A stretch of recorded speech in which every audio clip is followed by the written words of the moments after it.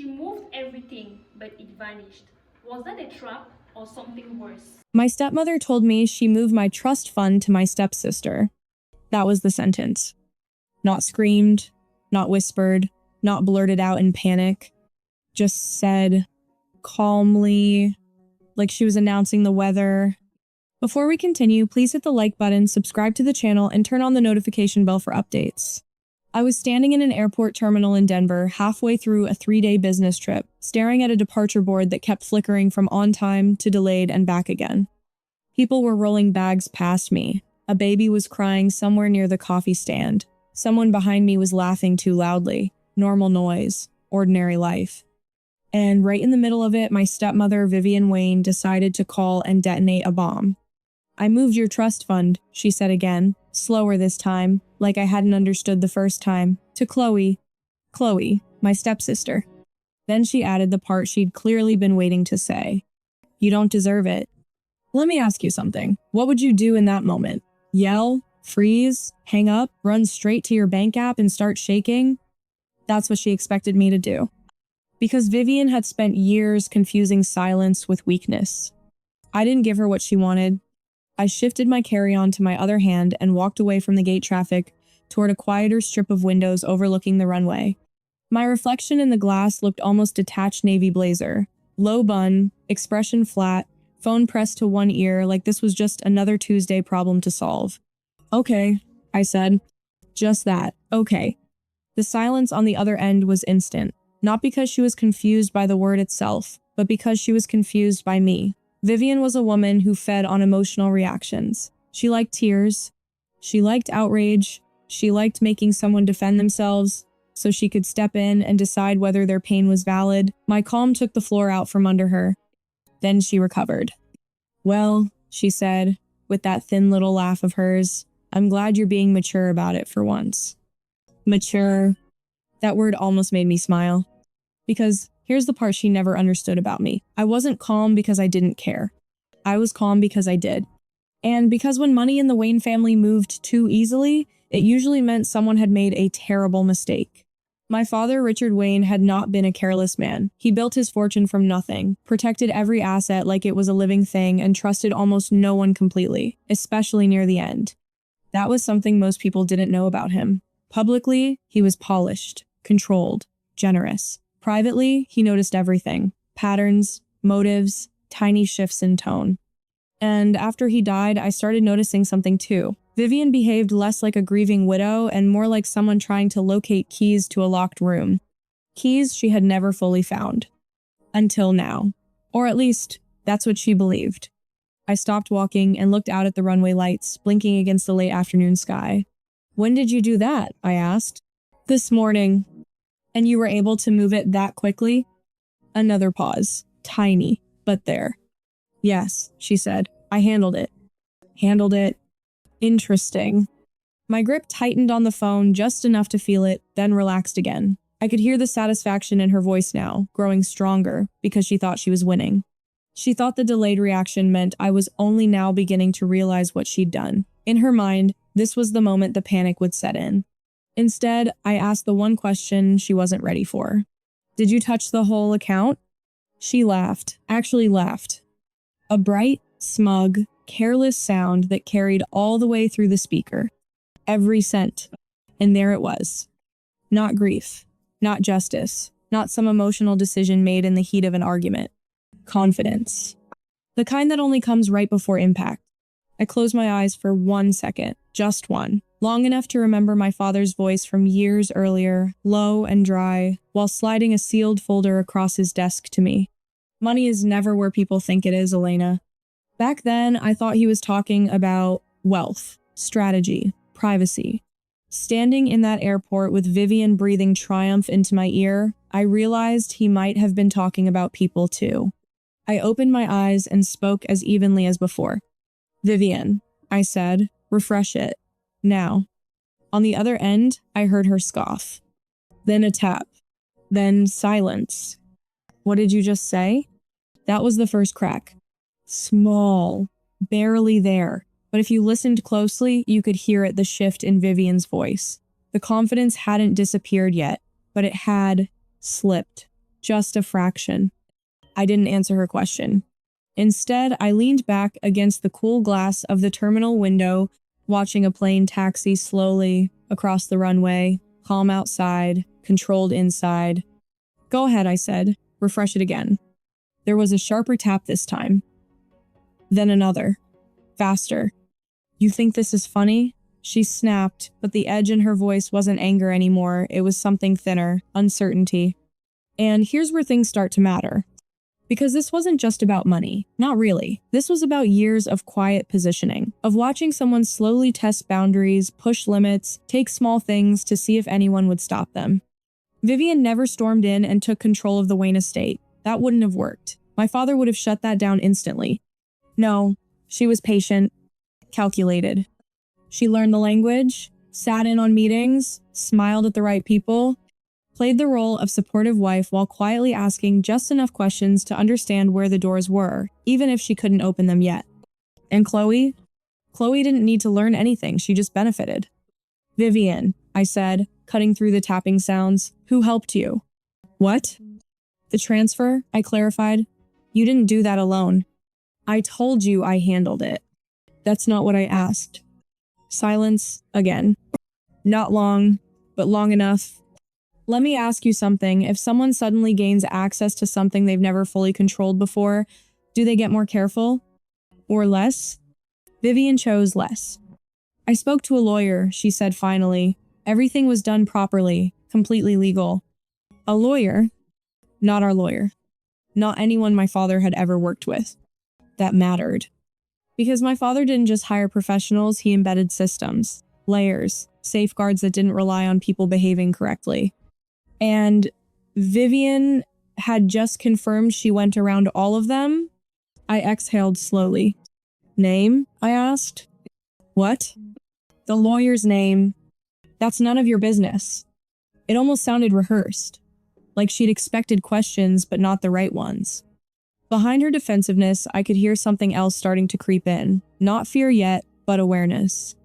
Like someone walking across a floor they thought was solid and hearing it creak for the first time. Meanwhile, she pushed forward, trying to regain control of the conversation. You've always thought you were smarter than everyone else, Elena, she said. But you weren't there. You didn't take care of him at the end. You didn't see what he wanted. There it was. Not just justification. Rewriting. I let her talk. He would have wanted Chloe to be secure, she continued. He knew she needed more support. You've always been fine on your own. Fine. That word again. Convenient, wasn't it? The independent daughter doesn't need anything. The quiet one. The one who doesn't fight back. Easier to take from someone like that.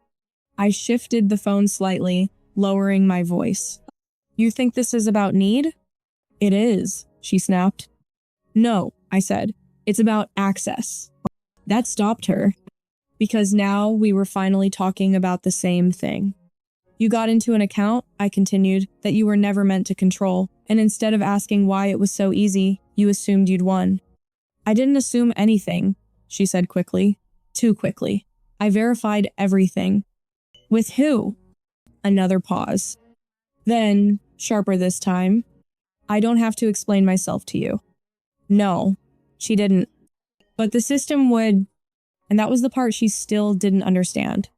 Across the country, in whatever room she was standing in, probably my father's old office, the one she'd claimed within a week of his funeral, Vivian was staring at a screen that no longer made sense to her. Numbers don't just disappear. Money doesn't just vanish. Unless it was never where you thought it was to begin with. Vivian, I said quietly, what does it say right now? Nothing. No tapping, no movement, just breathing. Then, it's 0.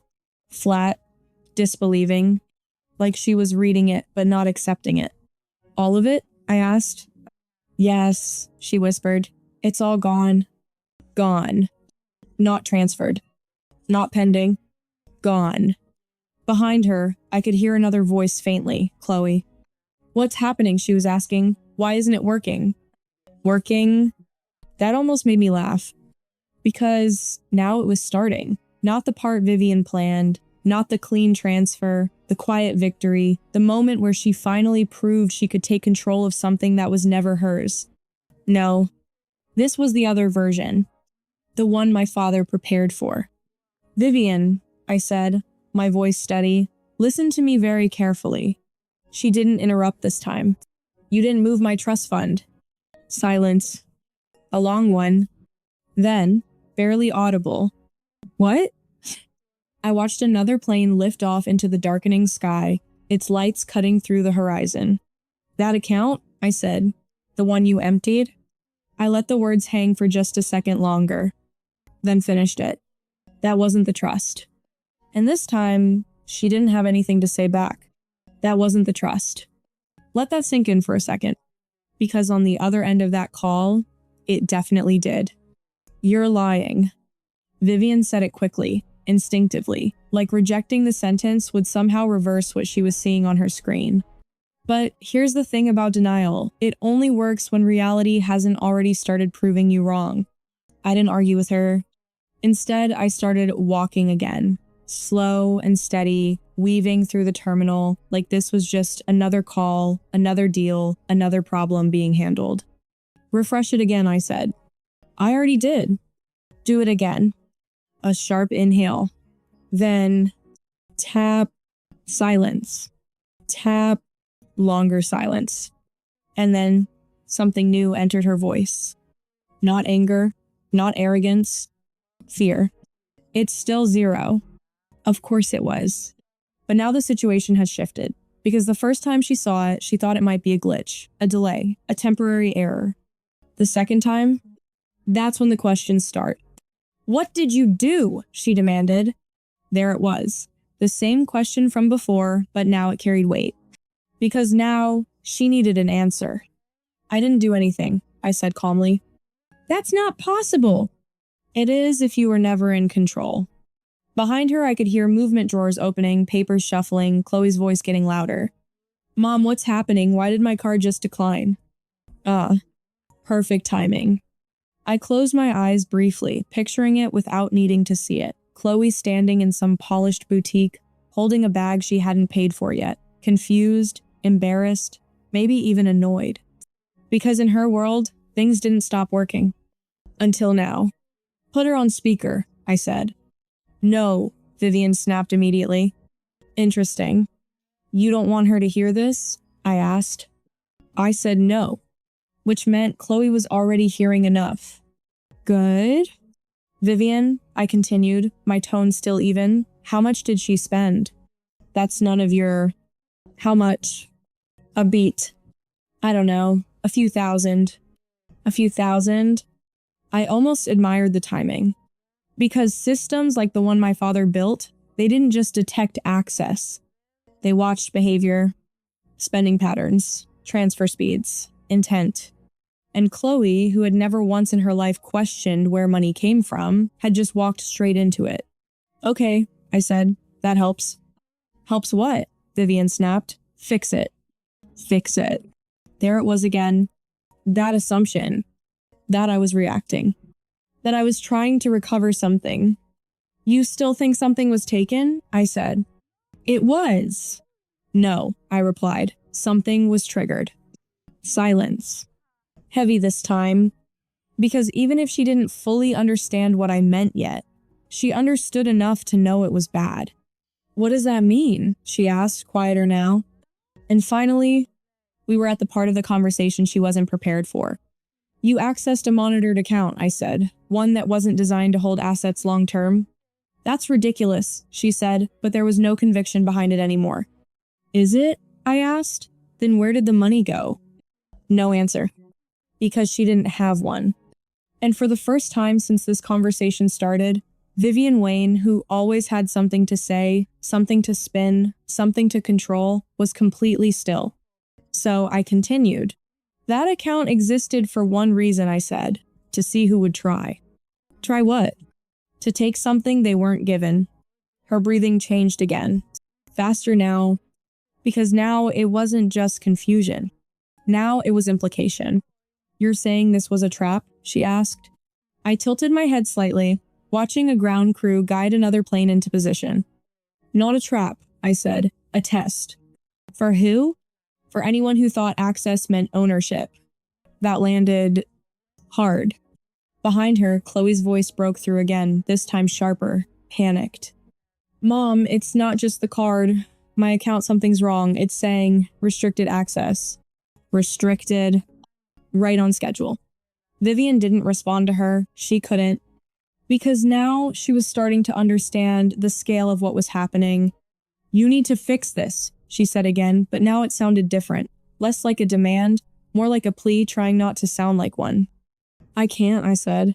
You can? No, I replied. I really can't. That was the truth. Because this part was already in motion. Then who can? She asked. And that was the moment. The turning point. The line between what she thought this situation was and what it actually had become. I stepped past a row of empty seats and stopped near a charging station, finally letting a small breath leave my chest. Vivian, I said, you already touched it. A pause. Confused? Touched what? And this time, I didn't soften it. The real system. Silence. Complete. Total silence. No tapping. No movement. No Chloe in the background. Just the sound of someone realizing they had stepped into something they didn't understand and couldn't step back out of. Then, slowly, where is the money?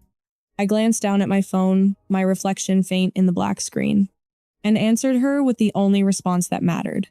You're asking the wrong question. Another pause. Then, what's the right one? I let the moment stretch just long enough to matter. Then said, what happens next? And on the other end of the line, Vivian had no answer. Chapter 2 finished. Go. Chapter 3. Chloe Wayne had never heard the word no from money. Not once. So when her card declined for the second time, she didn't process it as a limit. She processed it as a mistake. Try it again, she told the cashier, her voice tight but still carrying that practiced confidence, the kind that assumed the world would correct itself if given another chance. The cashier hesitated, then did it anyway. Declined. Again. That's when people started noticing. A couple standing behind her shifted impatiently. Someone glanced over. The quiet judgment in a luxury store is different. It doesn't need words. It just hangs there.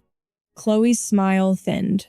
There's something wrong with your system, she said, already pulling out her phone. My mother just transferred. She stopped.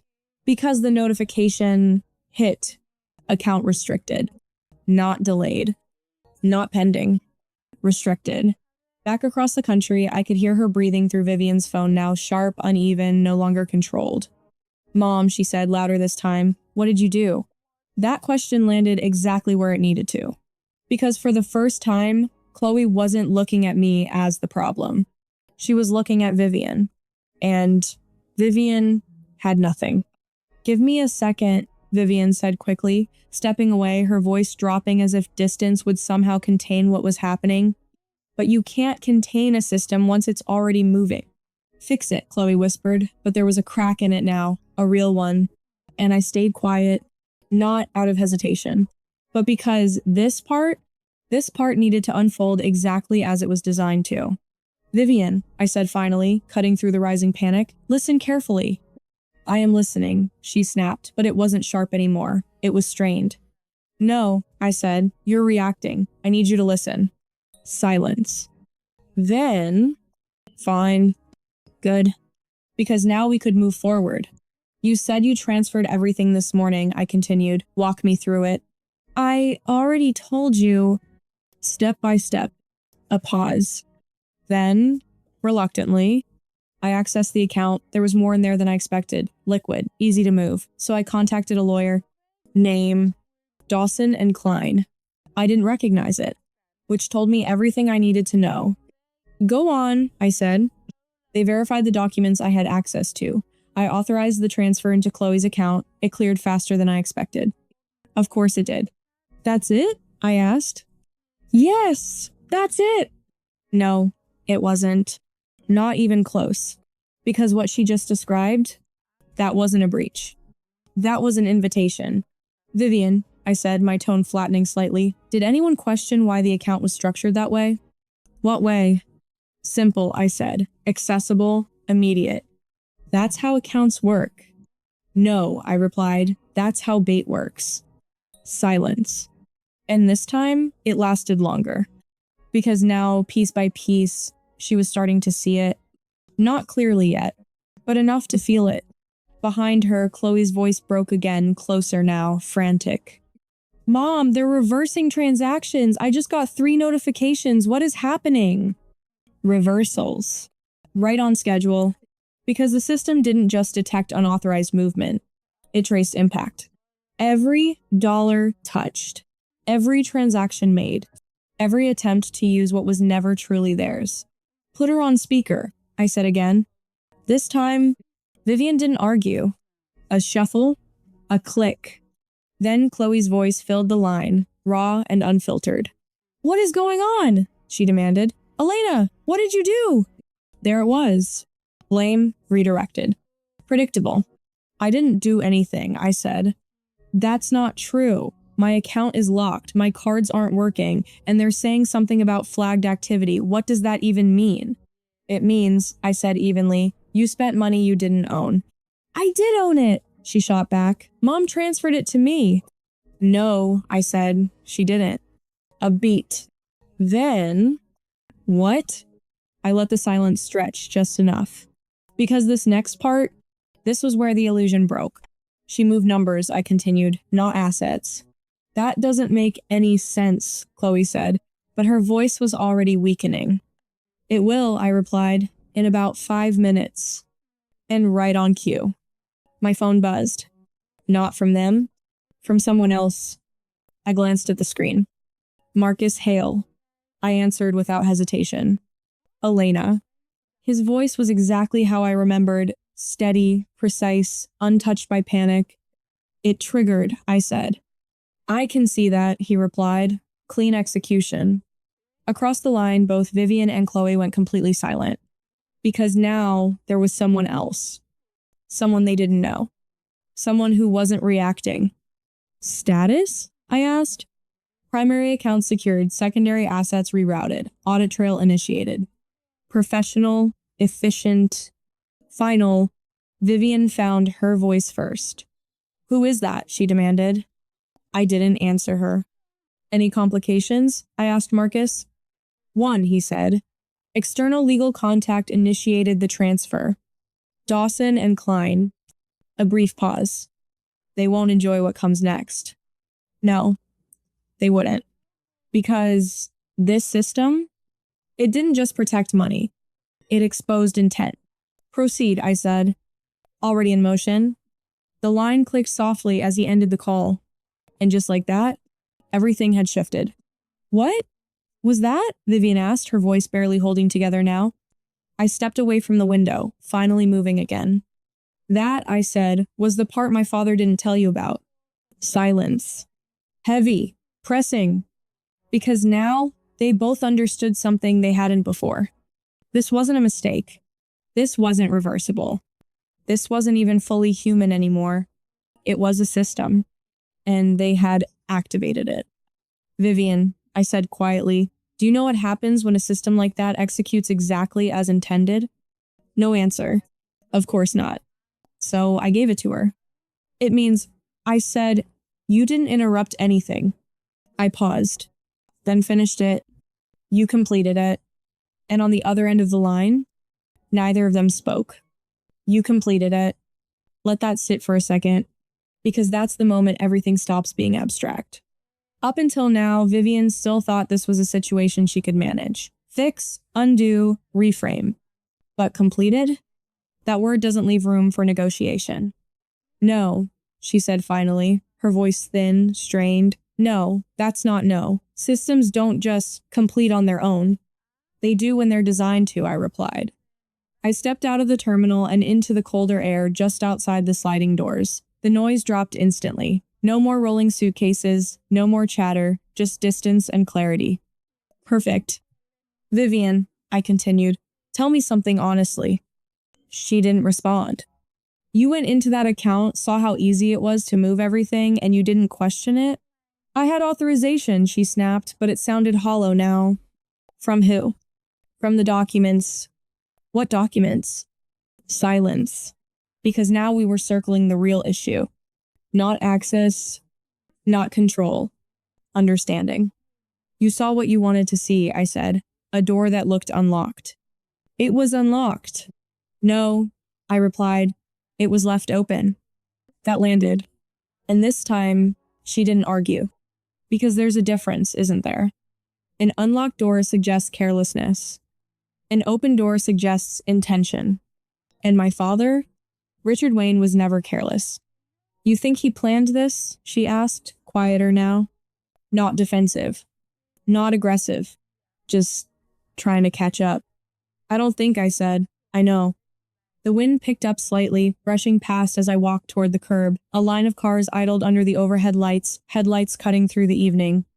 After his diagnosis, I continued, he started restructuring everything. That part was true. But not everyone knew how far he went. He didn't just write a will. He didn't just assign accounts. He built layers.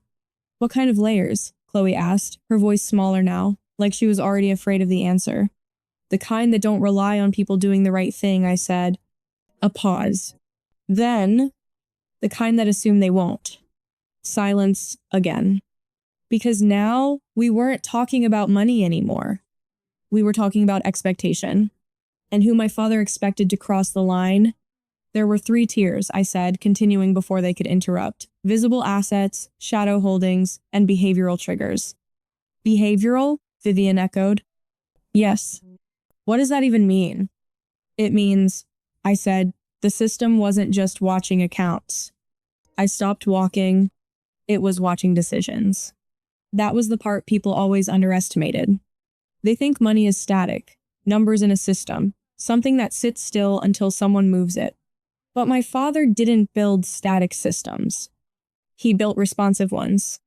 You access the visible layer, I explained, the one designed to look real, feel accessible, and move quickly. Because it was real, Vivian insisted weakly.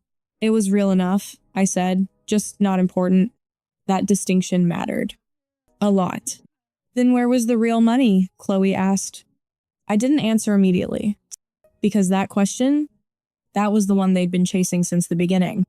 And the answer wasn't simple.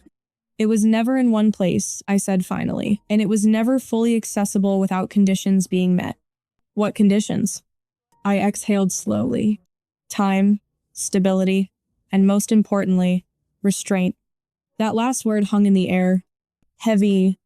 Because both of them knew, without me needing to say it, that restraint was the one thing neither of them had shown. You're saying this happened because we moved it? Vivian asked. I'm saying, I replied, this happened because of how you moved it. A beat. Then, what does that mean? It means the system flagged intent. Silence. Cold and immediate. Because intent is harder to argue with than action. You didn't just access the account, I continued. You emptied it, immediately, completely, through an external party, into a secondary account that began spending within hours. Each word landed like a step downward. No way back up. That pattern, I said, is exactly what the system was built to detect. Behind the phone, I could hear Chloe starting to cry quietly. Not loudly. Not dramatically. Just the sound of something collapsing internally. I didn't know, she whispered. And for the first time, I believed her. Chloe had never been the architect of anything. She was the result. You weren't supposed to, I said. That wasn't comfort, just truth. Vivian, on the other hand, wasn't crying. She was thinking.